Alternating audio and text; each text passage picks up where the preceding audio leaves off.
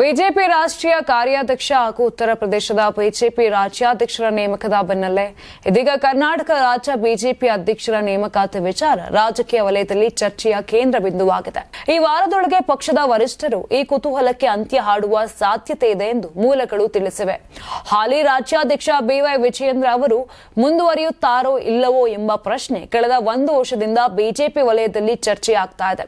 ಹಂಗಾಮಿ ಅಧ್ಯಕ್ಷರಾಗಿರುವ ವಿಜಯೇಂದ್ರ ಯಾವುದೇ ಕಾರಣಕ್ಕೂ ಮುಂದುವರಿಯುವುದಿಲ್ಲ ಎಂಬ ವಾದವನ್ನ ಪಕ್ಷದ ಒಂದು ಬಣ ಮುಂದುವರೆಸಿದ್ರೆ, ಮತ್ತೊಂದು ಬಣ ವಿಜಯೇಂದ್ರ ತಮ್ಮ ಮುಂದುವರಿಕೆಗೆ ಪೂರ್ಣ ಆತ್ಮವಿಶ್ವಾಸದಲ್ಲಿದ್ದಾರೆ ಅಂತ ಹೇಳ್ತಾ ಇದೆ. ಇನ್ನು ಬಿಜೆಪಿ ಮೂಲಗಳ ಪ್ರಕಾರ ವಿಜಯೇಂದ್ರ ಮುಂದುವರಿಯುವ ಸಾಧ್ಯತೆ ಹೆಚ್ಚು ಎನ್ನಲಾಗುತ್ತಿದೆ.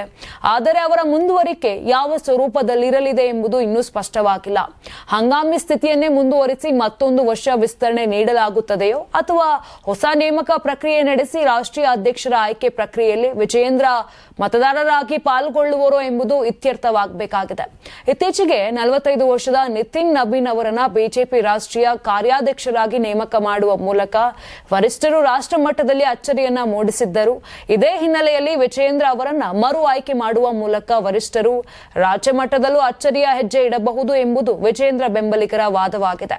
ಯಾರಾಗ್ತಾರೆ ಎಂಎಲ್ಎ ಅಭ್ಯರ್ಥಿ 2028 ಶೀಘ್ರದಲ್ಲೇ.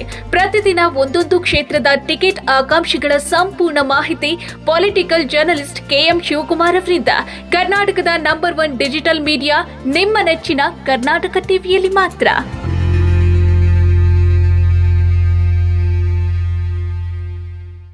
ನೀವು ಸಣ್ಣ ಆಗ್ಬೇಕಲ್ವಾ? ಅದು ಒಂದು ಉತ್ತಮ ಆಹಾರದಿಂದ ಸಣ್ಣ ಆಗ್ಬೇಕಲ್ವಾ? ಪ್ರತಿದಿನ ನಮ್ಮ ಜೀನಿ ಸ್ಲಿಮ್ ನ ಯೂಸ್ ಮಾಡಿ ಯಾವುದೇ ಸೈಡ್ ಎಫೆಕ್ಟ್ ಇಲ್ದಂಗೆ ನೀವು ಸಣ್ಣ ಆಗ್ತೀರಾ.